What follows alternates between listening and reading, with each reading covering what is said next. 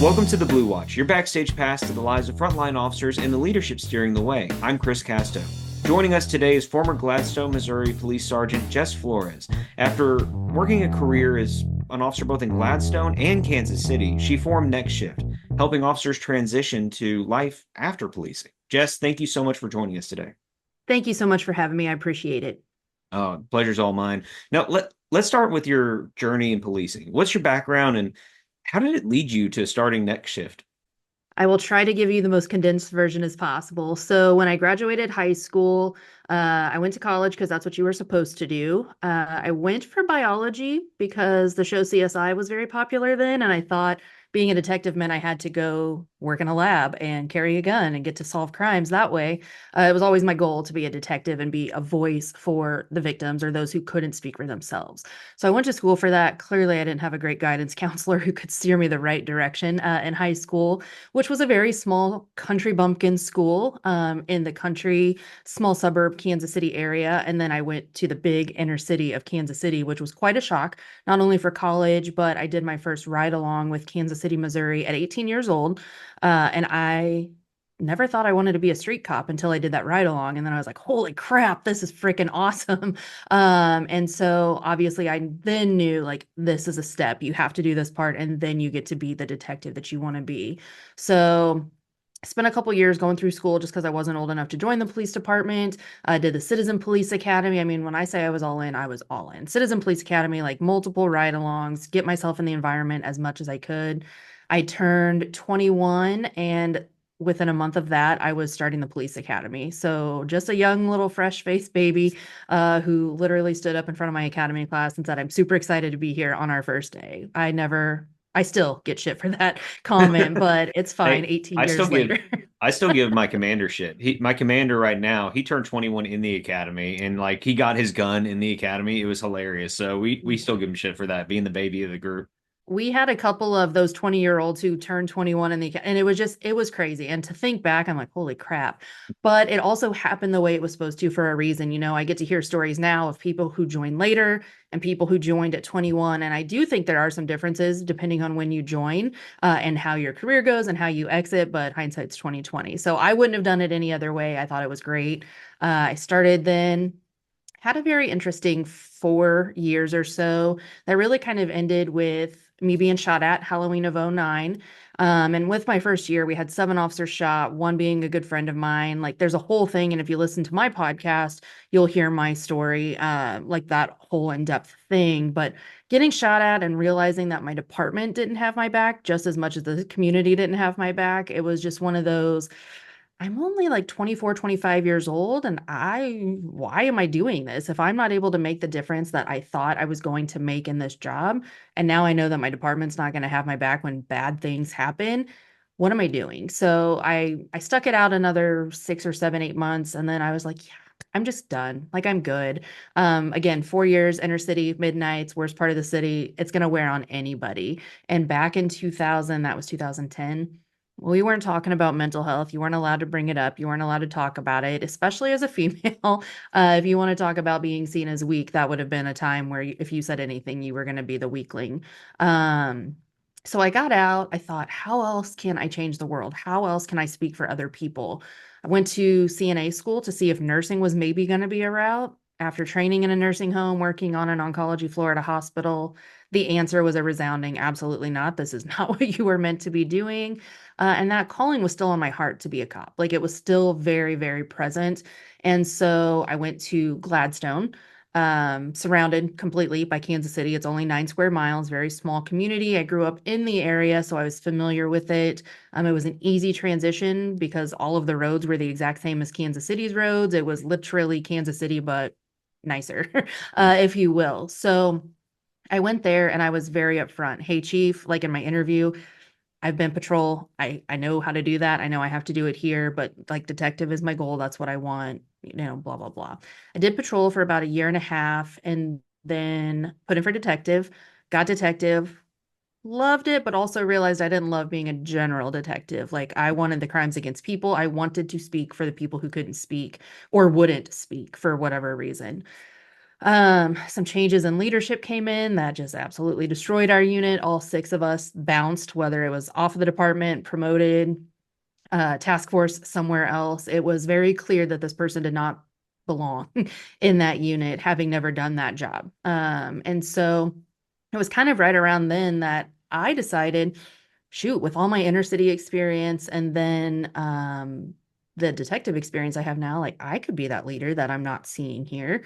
I put in for sergeant and somehow I got it. So I was like, holy crap. Well, I guess it's time to step into these shoes and be the official leader. I never minded leading from the front without a title, but now was the time to step into the title. A Yeah. lot of people do that. They promote up and they think, okay, well, I'm going to promote up so I can be that leader that I didn't have. And that's actually, in my opinion, one of the better reasons to do it. So you're doing it for others, not just for yourself or for, money wise. Oh yeah, that is a whole nother topic I feel like I could get on because I'm seeing it happen. My husband is still in, and even friends from other departments, I see it. I want to pad my wallet and my resume, and that's the only reason I'm getting promoted. And the things that does to morale on a department, it's absolutely a travesty, that's for sure. But I did it. We all know you get sent back to midnights as soon as you get promoted. So I was sent back to midnights. I had developed a wrist slash hand injury to my gun hand. And I do think it was from writing and typing as much as I did as a detective. We were very busy for a small agency. And I'm very thorough. So I had no problem like writing during interviews and then typing. It was a thing. And it sounds weak as hell, but that's what it was. I was wearing a brace every shift and then ripping it off on my way to a call so that nobody would see that as a weakness and be like, oh, I got you. um, and I knew that probably wasn't great. The department knew I was doing this, like my command and stuff like that. And then one day it just got so bad that I couldn't even reach back and grab my gun the way I should be able to without significant pain. And then trying to use my hand after it got that pain in it, it just wasn't working. And I was like, God, I got to grab people. I might have to grab my gun. Like, this is a thing. I had to go get it looked at. The surgeon was like, yeah, you're going to need a surgery to fix that issue from what we see on MRI. I can't do that. The surgeon will, but it's very easy. 3 months, good as new, good to go. I'm like, okay, sure. Let's just get that done then. Had the surgery, 3 months went by, 6 months went by. Finally, around 8 months, it was very, very clear that it wasn't ever going to work again. I got a second opinion just to like ease myself, I guess, and like get that final, hey, this is where we're at. And that surgeon was like, I can go back in there, but if I do and I nick a nerve, you're losing all feeling in that hand. So I just kind of looked at her and was like, so I'm either not going to feel my hand at all, so I can't use it, or I can deal with the pain that comes when I do use it and just live like that the rest of my life. And she said, yep. And I said, okay, well, that sucks. I was 31 years old at the time. So when you're looking at like, holy crap, I've got a lot of life left to live and I'm going to have to work. I'm going to have to do something, but I can't do the one thing I've always wanted to do because it's a pretty critical part of my body, unfortunately. So Yeah, that it's was your the gun end of my hand. career. It's your gun hand. You can't do anything, like Yeah. you can't be on the street with that. So Yeah, not at I a mean, less than 100%, and definitely not in how times were turning for law enforcement in 2016 and have progressively gotten worse. That's for sure. yeah. So what is it? So what happened after that? Like, you're obviously you're like you said you're in your 30s. You're Yeah. now you have to find a full new career. I mean, what Yeah, did you do? so I did not get to medically retire. That's the number one question people ask me. We couldn't prove it happened on duty. HR was a pain in the ass. So we That's didn't. workers' comp everywhere. That is such Yeah. bullshit. Yeah. And it that was like a dagger to the heart. Losing my career was like a dagger to the heart. Turning my gear in after 8 months off and not one single person reaching out to check on me for that 8 months, me checking in after doctor's appointments, being like, hey, here we are. Hey, this also didn't work. Hey, here we are. Hey, here's my timesheets or like whatever it was. It just that felt like a huge slap in the face. And some people are like, well, you only did this long. It doesn't matter how long you do. It feels like a slap in the face when you've served a community and done the work for your department. And then it feels like that. So I sat in this depressive functioning pity party for about 2 years. Now, mind you, I took jobs because I had bills and long-term disability at 60% of your pay is not paying the 100% of your bills. So I was taking jobs. None of them gave a sense of meaning or purpose to anything at all. And honestly, nothing I was finding or nothing I was looking at, reading job description after job description was law enforcement. Like when you are called to this profession, there's a pretty big meaning behind it typically and a pretty big purpose you feel. So I was like, what the heck do I do? And I just kept waking up every day and like, this can't be it. This cannot be it.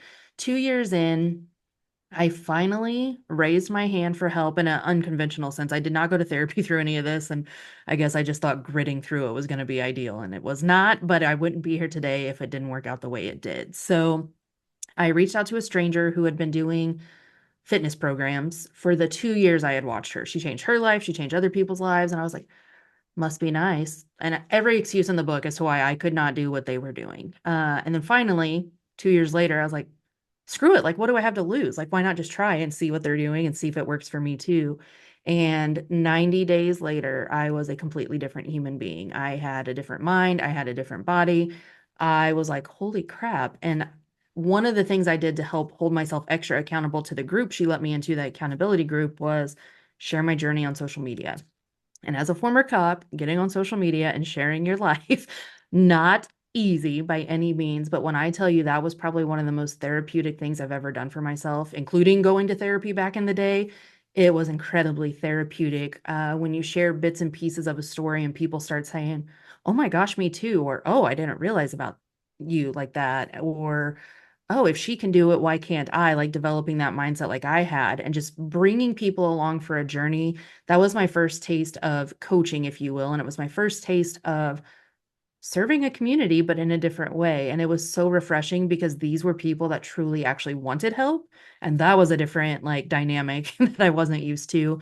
And it was something I leaned into and embraced for that journey, for another journey with a direct sales company. And then finally, I got sick and tired of hiding behind other brands and having a bigger message than what these brands were about. I just didn't know how to share that message. And one day at lunch, while I was working one of these purposeless, meaningless jobs, a customer of ours who I'd become friends with, we were at lunch. She told me about a CEO transition coach. And I just kind of did that dog to the tilt your head to the side, like, huh?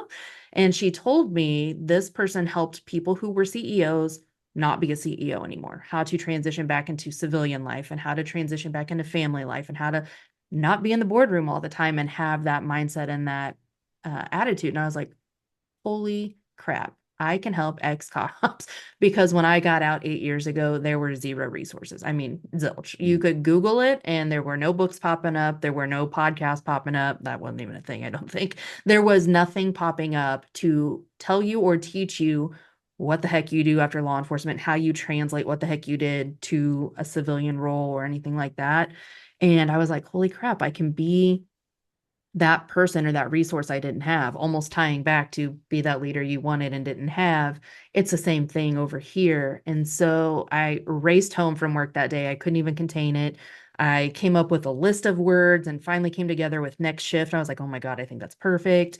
I sent it to a bunch of people because I still needed external validation at the time and they loved it. I created a form with just simple questions for every cop I knew who had gotten out. You know, how long did you serve? How did you leave? What were your initial thoughts and feelings? What do you think would have helped your transition? And I was shocked at how many people felt the exact same way I did. Not one person had ever talked about this, but all of these people felt the same way. They wanted the same things. They missed the same things. And I was like, holy cow, I'm on to something. I just got to figure out what the hell that means and how to do this. So, really, that journey for Next Shift started back in March of 22, and I got out officially November 8th of 2016. It's interesting you kind of brought up a couple of different things. I know I've talked to different folks on my podcast here. One of them was a former sergeant of mine named Jeff.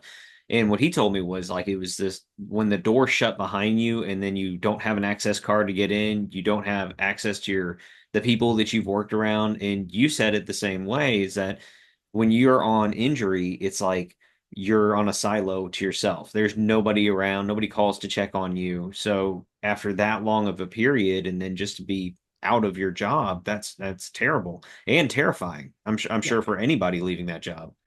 Yeah, there are so many people who I talk to. And again, when I first thought of Next Shift, I thought those who lost their career. So those who were injured, those getting fired for who knows what these days, but lost their career and definitely had to find, that next job. It wasn't retirees. Well, then I started talking about my story, and the retirees are coming out, or those getting close to are coming out, So it's either them or the 7 to 11 year guys who are like, I don't have another 20 years, just like I got to figure something out. And I was kind of shocked that even across the board, they all felt the same. But even those who have retired, somebody said it best. Tony Baumgart, one of my interviewees on the podcast, said, I gave you my life and you gave me a receipt. That's a quote in his wife's book about surviving retirement, Dr. Medina Baumgart. Incredible book. You all need it.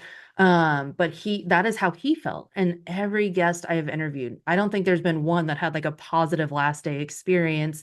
It was literally all I was one of the guys, and now I'm not. And we all realize policing is a business. Like the police department is a business. It's going to move on the next day. Some people were hurt. Their office was filled before they even technically were gone.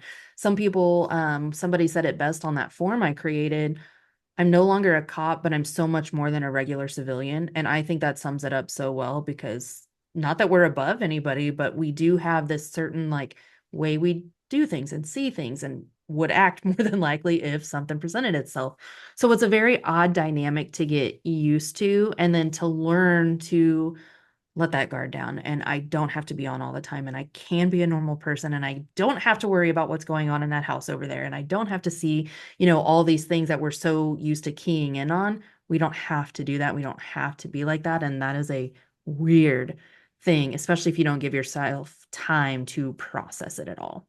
No, yeah, definitely. And the interesting thing is like, you said there's the people that are approaching retirement, and then also there's the people that are after retirement. And there's this period that we have as police that it's like a 5 year period, 5 years before retirement and 5 years after retirement. Those are the highest numbers of suicides for officers across the United States. And not just that, but also heart attacks or, just any stress related illness. It just happens in that time period because everybody's so stressed about the impending retirement or what's happening to your life since you've left. Yeah. And I had no idea, and I feel super dumb for it, but I had no idea how prevalent law enforcement suicide was, or even first responder suicide. And then when I heard the stats of, your first 2 years out of this field are really a bad window or where suicide is most likely to occur, I couldn't believe it. And then when I started this podcast last June of 23, and more guests came on and they talked about their mental health, which first of all blew me away. That was not the point of the podcast. It was literally tell us about your transition and like what this looked like. And I feel like 95% of the episodes have touched on mental health, the struggles they had while on the job, the struggles they had after the job, what they did to get help, that they actually had a gun in their mouth or a gun in their hand contemplating it in their police car. And I just got goosebumps again because I had no idea that this was a thing. And I feel blessed and I almost feel thankful. And sometimes I feel guilty that I've never experienced that. I even asked some clinician friends, like, am I fucked up? Is that why I don't feel like they did? And they're like, Jess, it's okay to be okay. And I don't have an explanation for it. I'm thankful again that I've never had to face these things that they're facing, but I also had no idea it was so bad. And if I get to be the smallest bit of hope for anybody by sharing these stories and letting other people see themselves in these stories and realizing, oh, shoot, I guess I do need help, or oh, this is my sign. I need to go finally raise my hand. We all get to that point where we have to raise a hand. Some of us, unfortunately, it's too late by the time we do that. Oh yeah, and I've seen way too many funerals where it's because somebody took their own life, from people that I've worked with to even classmates that, I've graduated my academy with. It's just it's hard. But there's different things that we can do to kind of help prepare ourselves for the transition, to help kind of bridge that gap, to make us a little bit more prepared for whenever we do retire, so it doesn't hit us so hard. Yeah. What are some things that you've seen that do help with this? Yeah. So I think, and again, this kind of goes back to when you get into law enforcement and what your life looked like before. But one of the things is ensure that you keep and maintain a circle outside of law enforcement. You've got to do that. You've got to have outside influences that can balance the crap that we see every day and deal with like the good and the normal and the positive parts of this world, because not everybody is an asshole. Not everybody sucks. That's the majority that we see. That's the people we're around all day, every day. And that's not reality. That has distorted our vision of reality for sure. But that's why it's so crucial to have that outside pocket of people that you can lean on and trust. Really, keeping an understanding of who the heck you are at your core. You are not a cop. You are not the cop. Like, that's not who you are. You were somebody before you were a cop. You're becoming someone as a cop, and you will be someone after being a cop. And that person there is the person you get to 100% create what that version of you looks like. But while you're in it, again, keeping the circle of friends, if faith is a thing for you, lean into that. I lost mine completely doing inner city police work. I didn't think I could be a Christian and a cop at the same time, just because of the work I was doing and had to do it a certain way, I thought. That's crucial. You've got to have something bigger than yourself that you believe in and that you understand is guiding steps and really just whatever. I don't want to push religion on anyone, but whatever it is you believe in, something bigger than yourself, lean into that. Even if that faith Something is in humanity, just have faith in something. Yeah, have Believe in something. something that grounds you, that keeps you true to who you are as a person. I know that was one of the biggest battles I faced at my first apartment, was knowing I wasn't raised that way, knowing I knew better than how I was treating people. I knew better than how I was talking to people. And it was that internal struggle of, but I've got to do this to stay alive and to stay safe and do all these things, and not knowing how to balance it. So you've got to have something that you can go back to that grounds you. And then really just keeping passions and hobbies. Like, we often just set those aside because, well, I got to work and then I got to sleep and then my family might need me, and all the different ways we're pulled in this job. But guess what? You've got to have boundaries somewhere. And by having, again, something outside of law enforcement to take your focus away, fishing, hunting, video games, drawing, coloring, music, I don't care what it is, something hopefully creative, because that has been what has helped me a lot, is something creative. Um, Something completely away from law enforcement to help you, again, stay balanced. And then I will recommend to everybody, have a side hustle of some kind. Turn one of your passions and hobbies into a side hustle to where you are getting income. It may not be significant, it may not be replacing your income, but maybe that side hustle that doesn't feel like work, that's making you money, isn't taking you away from your family like off duty does or overtime does, and you're able to kind of balance that out. Or if your career gets taken or you're off because you can't do a police job, you still have something you can do and make money. And it's kind of lessening that blow of, oh shit, what did I do or what do I not have? And you can move through it a little sooner and lean on the network you've created through those things. That's awesome. And what is it that you do with Next Shift that helps some of these officers do the transition? I mean, I know you do the podcast, but what other aspects of Next Shift are there? Yeah, so there's so many different things. I initially started doing one-on-one coaching, and I just came to realize there are so many people that need and want help. Again, raising your hand for help is not easy for cops, but so most of them just want the free daily content that I put out there. But I did create some resources for them that they can get through my bios and social media. I just created a new one called the Fit Method Workbook, and that is for anybody feeling stuck. So if you're in your career, you're feeling stuck, you're in the middle of this transition, and you're kind of in that, am I going to have to medically retire? Am I not? And you're feeling stuck, or you've retired and you're like, I don't know what to do with myself, and you're feeling stuck. This is the three things that I did to finally get unstuck after that 2 years. And Fit Method Fit, because mine was a fitness journey, but I took it and I made it. You got to face yourself. At some point, you have to face yourself and be like, why do I feel stuck? Like, where am I? And where the heck do I want to go? And then by facing yourself, you should hopefully see areas that you want to identify growth, like, where do I want to grow from this? And then take action. And that is the hardest part. After 2.5 years of working with cops, taking action is the hardest part. So this is a do it yourself. You don't have to talk to me. You can get it for free. You do the work. But if you're like doing it and you're like, wow, I could really use someone to talk to about this, or I need a little more assistance than this, reach out to me. We can hop on a call and do coaching calls. Um, Next Shift Academy just launched pre-phase, if you will. We're testing out the kinks, trying to find a flow, what works best for other people. But that is current and former law enforcement only. We do weekly coaching calls.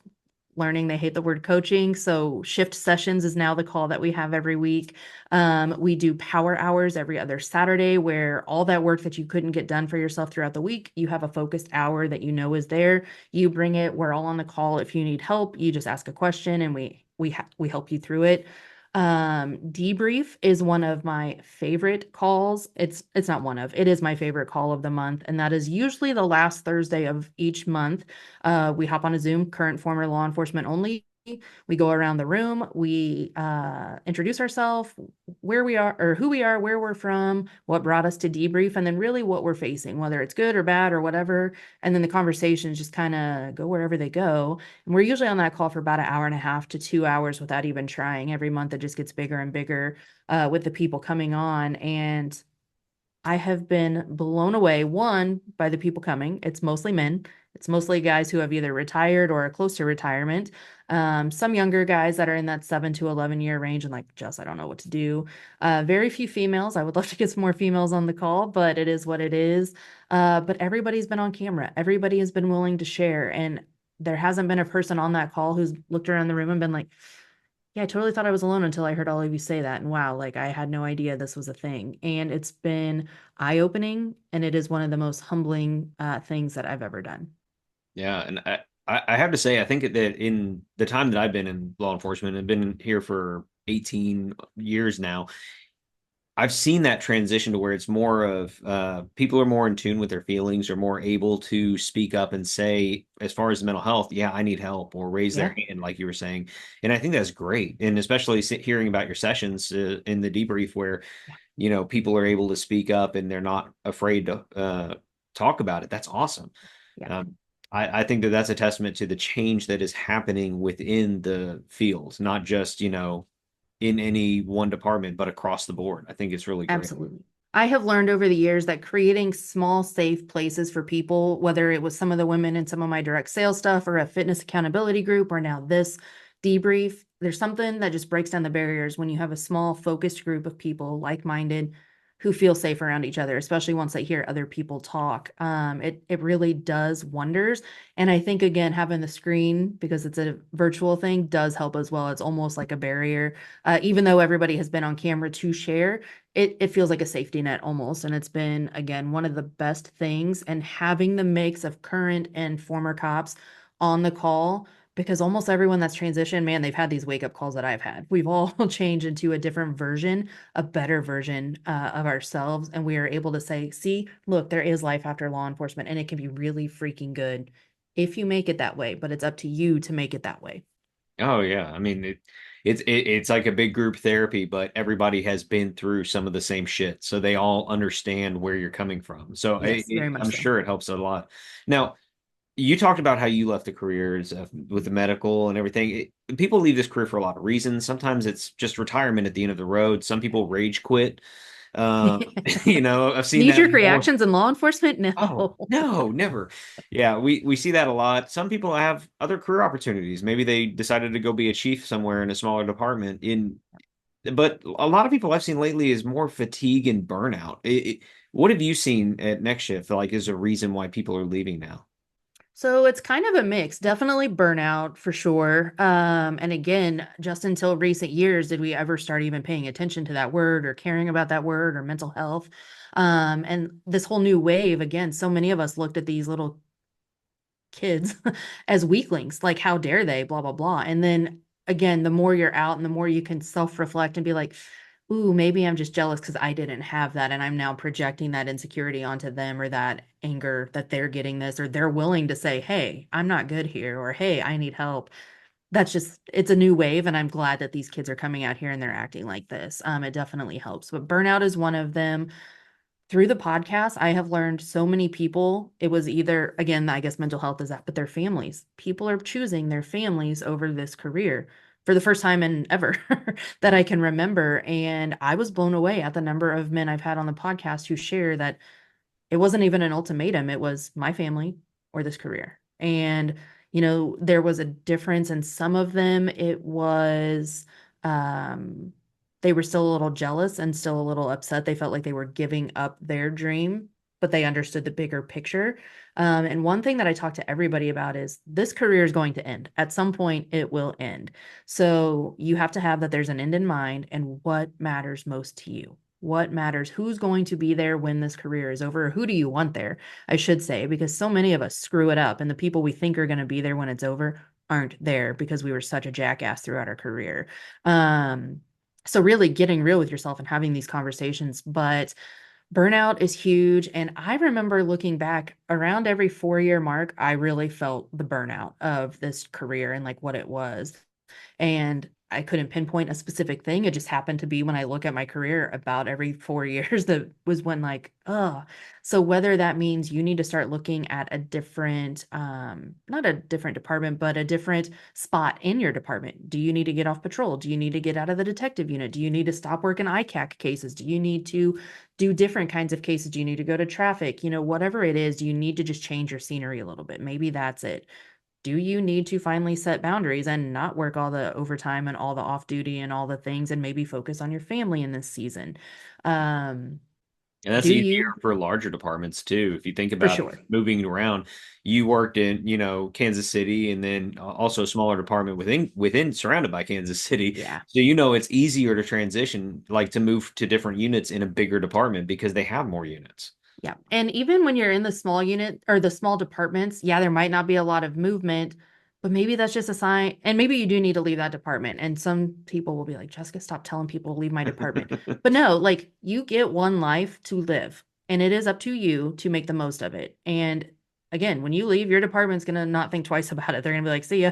And they're going to fill your spot. You have to do what is best for you and for your family. So if it is going to another department that would allow you more flexibility or more room to grow, or if you need to get out and make that scary leap to the private sector, whatever it is, I personally recommend like a buffer spot in between jobs. If you're leaving law enforcement for good, have have some time to reflect and figure out who the heck you are and what you want out of life. This is your chance to like, what are my non-negotiables? I don't want nights. I don't want weekends. I don't want on call. I don't want X, Y, or Z. What is best for me? What is best for my family?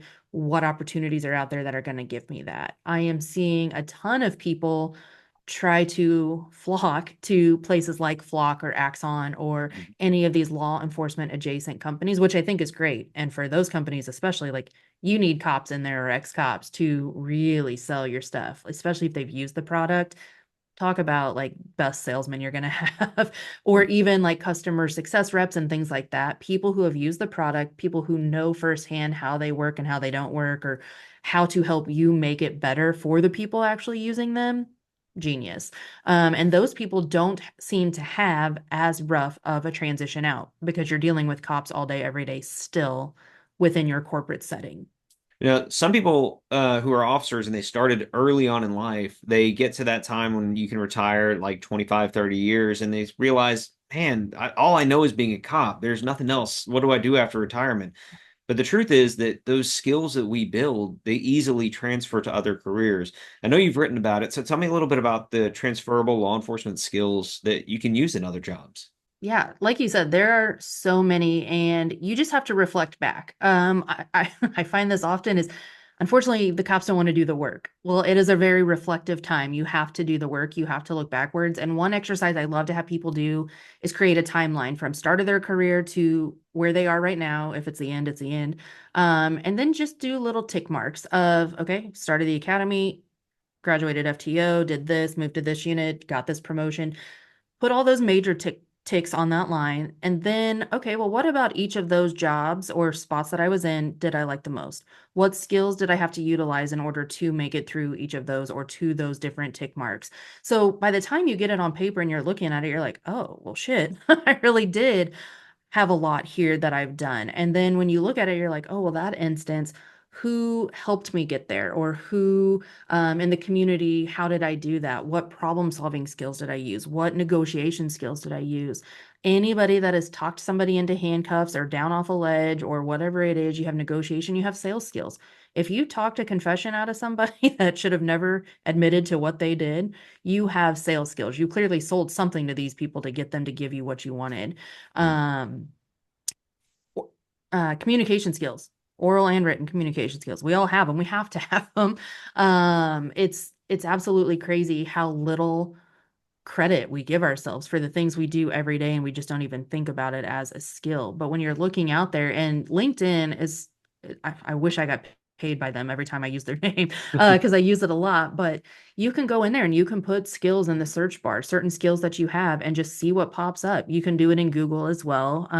Hey, these are my main skills that I want to focus on. What kind of jobs is that? You can take personality tests and kind of figure it out. You can talk to somebody like me or the people in Next Shift Academy and be like, this is what I really loved to do. And along with your tick mark exercise, get out a list and list out all the identities that you have. Sometimes it's husband, wife, father, mother, Christian, confident, ex-cop, cop, all these things. List out everything that makes you feel purposeful. I have found that if you do not feel purpose in your job, you're going to be freaking miserable. You have to have a job where you feel some sense of purpose, or you're just going through the motions and you're making yourself and everybody around you freaking miserable. So all the things that make you feel a sense of purpose, those hobbies and those passions, what are those? List those out and look at them. And then your skills. List out every skill you can think of. Think about your day-to-day life and everything you do throughout your day. Which one of those things are skills? Write them on there. And then again, you're looking at the sheet of paper and you're like, wow, I'm a lot of things. I'm not just a cop. Wow, there's a few things in life that give me a sense of purpose. How can I use that column right there tied with the skills I have to create whatever this next thing looks like? If it's not out there, maybe it's because you're supposed to create what it looks like. No, absolutely. I got officers and lieutenants and sergeants that I've, retired friends that they have gone into either they work for, like you said, a tech company that focuses on law enforcement, or law enforcement management. I have another that she's now working as a real estate agent. I actually got Mhm. two people that are doing real estate. That's apparently a Yep. big one for a lot of cops. One's, Financial and real estate, those two for oh some yeah. reason. Oh yeah, and I got one that's like he's looking at renovating. He just retired a couple weeks ago. He's looking at renovating a food truck for barbecue. Because I mean, Love the yeah, I know idea. exactly. It's like great. Turn your hobby into, Entrepreneurship something. entrepreneurship is the only thing that has related to policing at all for me personally. It's freedom to move around however I want. I think people underestimate staying in an office all day, every day. It is not for most of us, that is for sure. I think that's why a lot of And people got into law enforcement. I mean, yeah, that's one of the reasons why I left television. I was a yeah, producer at a local TV news station, and I was like, I hate being in an office all day, and yeah. got to get out in a car and drive around. That's amazing, and people pay me to do this and chase bad guys with sirens. Oh, okay. Right? Yeah. And when you look at sales, so many cops are like, oh, scales. And we have this image in our head of salesmen. Okay, I'm not asking you to go out and be like a car salesman or some slimy piece of garbage. Like, but sales, like you said, real estate, you're driving around all day long in areas that you probably patrolled. So you can really give your clients even more of an in-depth, like yes or no of this area or wherever they're looking at. But you're getting to drive around all day. You're still getting to serve a community. It's just you have to have these mindset shifts that so many of us don't have until we're forced to see that perspective shift. And so sales, real estate, anything where you're out and about and you're driving, dude, it is key. And for me personally, getting out of a field where you're told what to do and how to be and how to act and how to look and all the things, and finally getting the chance to be who you are, you don't want a boss telling you what to do. You're finally like, you know what? I had my share of that. I'm good. I really enjoy making my own decisions and working, when I want and where I want. So it might not be corporate, but that's again one of those reflective things. You have to figure out what you want. So many just want the easy transition over to corporate security, which is a huge umbrella. There's so much under that umbrella. But Oh they just yeah. think, oh, that's going to be easy. And something we have to think about is there's a mass exodus happening of cops right now. So all of these cops with very similar skills are all going for these same type of jobs. Only so many jobs available, right? So you have to think outside of the box where you have to make yourself stand out, and we suck at selling ourselves. But this is where you really have to do that introspection and figure out, what do I, as me, bring to this table, and how do I stand out from this crowd where we all have similar things? What do I bring that they don't? And lean into that. And maybe it's not a law enforcement type of company. Yeah. And a lot of times it isn't. A lot of times it's just what is it that was your passion, like you said, before being a law enforcement officer, and what can you do to reincorporate that into your life? Oh And yeah. what are some of the most common questions that you get from people looking to retire or possibly change careers? I would say the number one question is, what do I do? And again, I will reflect back to, I don't get to tell you that. I know you're used to being told what to do and like how to do things, but this is a time where you really have to sit with yourself. There is no other answer. No one can give you this answer. So through the course I created for Life After Law Enforcement, preparing for it, it is me talking on video about the 6 pillars of wellness that most of us just like let deflate by the end of our career. But then it's journal prompts as to each of those pillars. where you're at and how to get to where you want to go so you can start to see some of these things. Because without the prompting, I will tell you, I would have never gotten anywhere. My mind just didn't think that way. I needed to see someone else either do it or tell me to think about it. And then I was able to think about it and be like, oh, yeah, wow, I would have never thought of that before.